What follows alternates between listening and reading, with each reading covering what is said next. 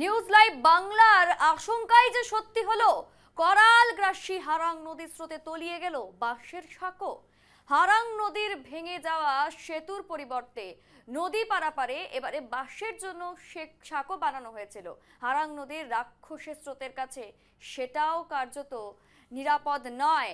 আমরা কিন্তু আগেই দেখিয়েছিলাম, দেখুন জলের প্রবল স্রোত এবং প্রবল স্রোতের জেরেই কিন্তু ইতিমধ্যে একেবারে নদী গর্ভে তলিয়ে গিয়েছে এই সেতুটি এবং প্রবল বেগে কিন্তু স্রোত নদীতে, যার জেরেই কিন্তু করাল গ্রাসে আজ আরো একবার কিন্তু বিচ্ছিন্ন হয়েছে যাতায়াত। অর্থাৎ আবারও কিন্তু সমস্যায় জেরবার সাধারণ মানুষ। প্রশ্ন উঠছে, কবে বসবে প্রশাসন তথা মন্ত্রীদের প্রতিশ্রুতির বেইলি সেতু?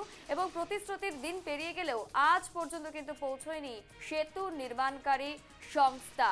হারাং নদীর স্রোতে তলিয়ে গেল বাঁশের সাঁকো। ফের নদী পারাপারে জেরবার মানুষ। দেখুন কি ভয়াবহ রূপ প্রকৃতির করাল গাছ বাঁচালে। কেননা ইতিমধ্যেই কিন্তু আবারও বৃষ্টিপাত শুরু হয়েছে, বর্ষাকাল চলছে, অর্থাৎ বৃষ্টিপাত হবে খুবই স্বাভাবিক। এবং এই বন্যা পরিস্থিতি কিন্তু ঠিক কিছুদিন আগেই একেবারে কাটিয়ে উঠেছে সেখানকার মানুষ। এবং বন্যা পরিস্থিতির পর এবার কিন্তু নদীর যে প্রবল স্রোত, সেই স্রোতের জেরে চলে গেল হারাং সেতু। বাঁশের সাঁকো কিন্তু একেবারে নদী গর্ভে তলিয়ে গেল। আমরা এই বিষয়ে আরো জেনে নেব। আমাদের সঙ্গে ইতিমধ্যেই সরাসরি যুক্ত হয়ে গিয়েছে আমাদের সঙ্গে মান্তু রয়েছে। মান্তু, ঠিক যেই পরিস্থিতি একেবারে আমরা টিভি স্ক্রিনে দেখাচ্ছি, সেতু একেবারে ভেঙে চুরে নদীর স্রোতে একেবারে তলিয়ে গিয়েছে, সেখানকার মানুষেরা এখন কি দাবি তুলছেন, কতটা সমস্যার সম্মুখীন তারা?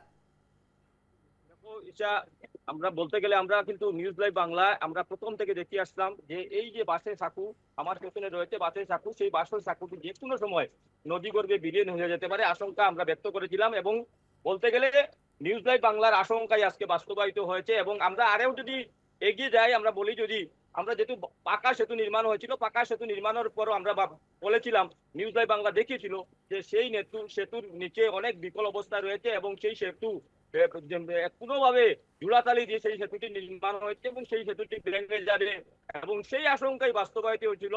তাই ইসা আমি বলবো যে নিউজ লাইভ বাংলা ধারাবাহিকভাবে যেভাবে খবর সম্প্রচার করে যাচ্ছে, তার পাশাপাশি সেই খবরের বাস্তবায়ন উঠে আসছে। এবং আমি আমার ক্যামেরা পার্সনকে দেখানোর জন্য বলবো, এই যে সেতু ভেঙে পড়ার পর দুদিকে যারা মানুষ ছিলেন, আজকে সকাল থেকে অনেক স্কুল কলেজের ছাত্রছাত্রী পড়ুয়ারা স্কুলে যেতে পারেনি, অনেক মানুষ নদীর এপার থেকে এপারে আসতে পারেনি এবং ফলে এখানকার মানুষ খুবই ফুসছেন।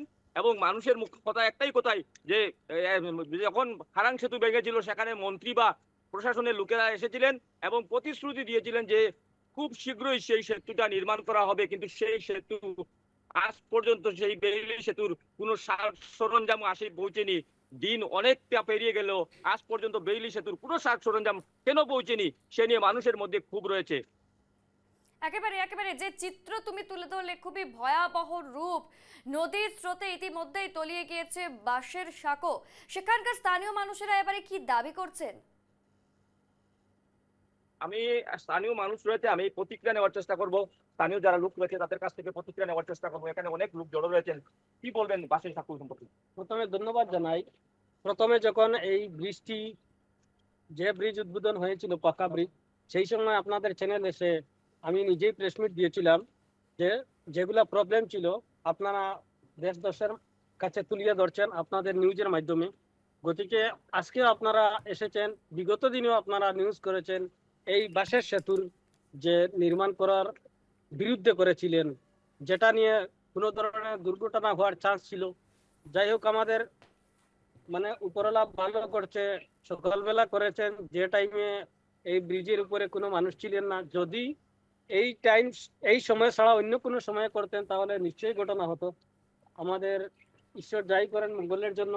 কিন্তু আজকে আমরা এরিয়ার পক্ষ হইতে আমরা বারবার অনুরোধ করেছিলাম, আজকেই করেছি, আমরা এমন বিপাকে পড়েছি, আমরা কোথায় আছি। আজকে আমরা দীর্ঘ 2 বছর থেকে আমাদের সমস্যার কোনো সমাধান হয়নি। গতিকে আমরা বারবার অনুরোধ করছি আমাদের সমস্যা সমাধান করে দেওয়ার জন্য। এই ব্রিজটি ভাঙ্গার আজকে 14 দিনের মতো হয়েছে, কিন্তু সমস্যা সমাধান হয়নি। আজকে আমরা আবার অনুরোধ করছি, আমরা যদি 2 দিনের ভিতরে এই কাজে হাত না দেওয়া হয়, বেইলি সেতু যদি ব্রিজ এনে কাজ করে দেওয়া, আমাদের যাতায়াত ব্যবস্থা করে দেওয়া না হয়, তাহলে আমরা আগামী শুক্রবার বা শনিবার শিলচর কালাইন রোড হতে পারে, আর রানীঘাটের ব্রিজও পাশে হতে পারে, নতুবা ৬ নং জাতীয় সড়কে হতে পারে, যে কোনো ধরনের প্রতিবাদ করতে সক্ষম থাকিব। আমি আবারও অনুরোধ করছি আসামের মুখ্যমন্ত্রী ডক্টর হিমন্ত বিশ্ব শর্মা মহাশয়কে যে আপনি আমাদের পশ্চিম শিলচর অর্থাৎ বরাকবেলির যে যাতায়াত ব্যবস্থা, গুয়াহাটি শিলচর বরাকবেলির যে যাতায়াত ব্যবস্থা, যেমন ব্রিজ বন্ধ হওয়ায় এই ব্রিজটি বাঙ্গারপাড় হারাং ব্রিজ চালু হয়েছিল, আরম্ভ করে দেওয়া হয়েছিল, কিন্তু এরপর 1 মাসের মধ্যেই আবার হারাং নদীর তলে এই ব্রিজটি চলে গিয়েছে।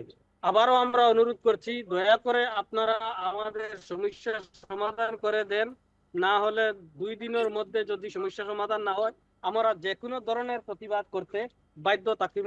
মাননীয় একটা কথা বলছি, আজকে যে এখানে নৌকা পরিষেবা নাই, এটা নিয়ে কি সমস্যা হচ্ছে? আজকে সকাল 5টা অবধি ঘটনা হয়েছে, কিন্তু এখন পর্যন্ত এখন বর্তমানে সকাল 8টা বেজে গিয়েছে, কিন্তু এখন পর্যন্ত কোনো পরিষেবা নাই। আমরা যোগাযোগ করলে ফোন রিসিভ করা হয়নি, আর আমাদের কথা নলেজই নেই তার। আমাদের যে ছাত্রছাত্রীগুলো আছে, কিছু ছাত্রছাত্রী অন্যদিকে ঘুরে গিয়ে স্কুলে গিয়েছে, কিছু স্কুলে এক্সামও চলছে, আর আমাদের এখানে এসডিআরএফ বাহিনী এখন পর্যন্ত নেই। আমি আমাদের এই প্রশাসনকে আমরা নিন্দা জানাই। পাওয়ারে থাকা যে দল, সেই দলের নেতাকর্মী যারা দায়িত্ব নিয়েছেন তাদেরকে আমরা এরিয়ার পক্ষ হইতে নিন্দা জানাই। সর্বাবস্থায় নেতা হতে হলে, দায়িত্ব নিতে হলে আমাদের সমাজের কথা, দেশের অসুবিধা সুবিধা দেখতে হয়, কিন্তু এত বড় সমস্যা বিলকুল গুরুত্ব দেয়নি। হাস্যজনক ঘটনা, যে ব্রিজটা এই বাসের সেতুটা যখন করেছিল, আমাদের এরিয়ার ছোট থেকে ছোট শিশু যারা আছে তারাও নিন্দা করেছিল এই ব্রিজটির সাথে। এই যে বাসের ব্রিজ যেটা সেতু কিভাবে এটা করলো, আমরা বড় লজ্জাজনক। আমরা কোথায় আছি, কোন দেশে আছি, কার নেতৃত্বে আছি? আমাদের নেতাকে, আমাদের মানে সিএম কে, প্রধানমন্ত্রীকে আমরা বুঝতে পারছি না।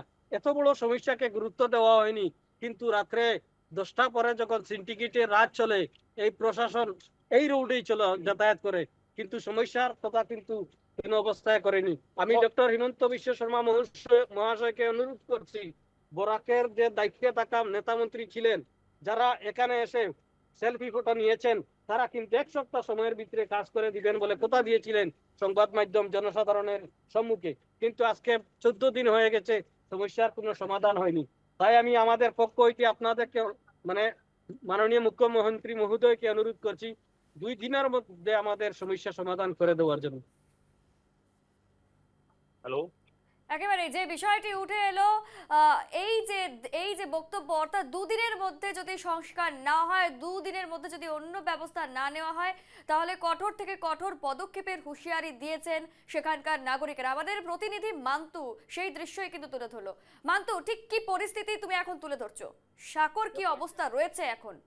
আমি দেখানোর চেষ্টা করবো। দেখো ঈশা, আমার ক্যামেরা পার্সনকে অনুরোধ করবো দেখানোর জন্য এই সাকুর বর্তমান অবস্থা। কিন্তু আমরা ঈশা একটি কথা বলছি, আমি যেদিন সেতুটা ওপেনিং হয়েছিল, এই বাসের সাকুটা ওপেনিং হয়েছিল, সেদিন আমরা বলেছিলাম যে বাসের সাকু ওপেনিং এর সাথে সাথে এখানে যে ফেরি পরিষেবা নৌকা ছিল, আর্মি বা এসডিআরএফ দুর্যোগ মোকাবিলা বাহিনীর যে নৌকা ছিল, সেই নৌকা পরিষেবা বন্ধ করা হয়েছে। কিন্তু আমরা নিউজ লাইভ বাংলার মাধ্যমে একটা দাবি জানিয়েছিলাম, স্থানীয় জনগণের যে দাবি ছিল যে এখানে যদিও বাসের সাকু নির্মাণ হয়েছে, কিন্তু বিকল্প হিসাবে নৌকা পরিষেবা রাখার জন্য, কারণ যে কোনো সময় এই যে বাসের সাকু যেটা ভেঙে যেতে পারে। এটা আমাদের অভিযোগ ছিল না, এখানকার স্থানীয় মানুষের অভিযোগ ছিল, শিশু থেকে প্রাপ্তবয়স্ক প্রত্যেকটা মানুষের অভিযোগ ছিল যে এই বাসের সাকু যে কোনো সময় ভেঙে যেতে পারে। বাসের সাঁকো যে নিরাপদ নয় তা কিন্তু বলাই বাহুল্য, কেননা বিভিন্ন জায়গায় এই ধরনের নরবরে বাসের সাঁকো কিন্তু মানে অতি অনায়াসেই কিন্তু একেবারে কিন্তু নদী গর্ভে তলিয়ে যেতে পারে। এই যে এখন তো একেবারে সেতু তলিয়ে গিয়েছে, বিকল্প হিসেবে ঠিক কি পন্থা অবলম্বন করছে সেখানকার নাগরিকেরা? এখন পর্যন্ত দেখো ঈশা, এখন পর্যন্ত বিকল্প পরিষেবা হিসাবে কিছু নেই, কোনো পরিষেবা নেই, নৌকা পরিষেবা নেই, পুরো নৌকা পরিষেবা বন্ধ রয়েছে। দুপারের মানুষ, অনেক মানুষ আবদ্ধ রয়েছেন, স্কুল কলেজের পড়ুয়া থেকে সাধারণ মানুষ আবদ্ধ রয়েছেন, কোনো ধরনের নৌকা পরিষেবা নেই। নৌকা যে পরিষেবা ছিল সেই পরিষেবাটা বন্ধ করে দেওয়া হয়েছে, তার ফলে আজকে মানুষ কিন্তু চরম ভোগান্তির মধ্যে পড়েছেন মানুষ। একেবারে সেখানকার সাধারণ আরো মানুষ আমি দেখেছি সেখানে, তুমি তখন দেখাচ্ছিলে, তারা কি বলছেন? তারা সকলেই কি একই স্বর তুলছেন যে 2 দিনের মধ্যে এই সেতুর মেরামত করতে হবে? আমরা প্রতিক্রিয়া নেওয়ার চেষ্টা করবো। দাদা কি বলবেন এই বাসের সম্পর্কে? দেখেন দাদা, আমরা কি বলবো, এটা তো বলার আর কিচ্ছু নাই। আমরা তো যেদিন ব্রিজটা হইছে আর তখনও আমরা কইছি যে এই ব্রিজটা এই নদীটা মানে কোনো শুভ হয় না। কারণ এই ব্রিজটা দিতে আপনারা এই নদী হইল গিয়া পাগলা নদী, হঠাৎ করে ফ্লাড আসবো, আসার সময় এই ব্রিজটা ভাঙে যাবে। আপনারা এটা বিকল্প করার লাগে এটা জুলন সিস্টেম করুন। তখন আমরা এই কন্ট্রাক্টর গুলা বা ইঞ্জিনিয়ার কইছেন যে এটা দিয়া হবে, হইব, মানুষ পার হইতে পারবে। কইছি দেখো এটার উপরে কোনো রিস্ক নাই, বেশি কিছু কোয়ার নাই। আমরা বিশেষ করে আসামের মুখ্যমন্ত্রী স্যারের কই আর যে অতি সত্তর আমরা যে এই যে সেতু যেটা এটা নির্মাণ করিয়া অতি সত্তর দেওয়ার লাগে তান গেছে বিনম্র অনুরোধ করিয়ার, যাতে আমরা এলাকাবাসী সুন্দর সুবিধা করতে পারি, যাতায়াত করতে পারি, মানে কোনো অসুবিধার সম্মুখীন না হয়।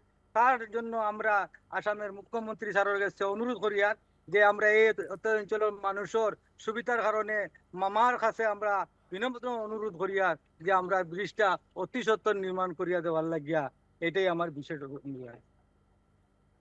সেখানে যুব প্রজন্ম দেখা যাচ্ছে, তোমার পেছনে যুব প্রজন্ম দেখা যাচ্ছে, তারা এখন 2025-এ এসে দাঁড়িয়েছে। সেই জায়গায় বাঁশের সাঁকোতে তারা কি আগাগোড়াই সন্তুষ্ট ছিল? যে এই ব্রিজটা যে ভাঙ্গার পরে আজকে স্কুলও এক্সাম চলে, এরপরে বেজান এইবারে ছাত্ররা এইবারে আসতে পারছে না, তার কারণ এক্সামটা বন্ধ হয়েছে। আমি ওটাও কইমু হেমন্ত বিশ্ব শর্মা স্যারে যে আমরা এই সেতুটা অতি সত্বর করিয়া দেওয়ার লাগে, না হলে আমরা বাচ্চারা যে স্কুল কলেজের বাচ্চারা আছেন খুব বিপদের মধ্যে আছে, খুব অসুবিধার মধ্যে আছে। আমরাও যাওয়ার লাগে নৌকারের মধ্যে রওনা দিছিলাম, কিন্তু এইরকম অবস্থা দেখে এই জায়গায় খাড়া রয়েছে।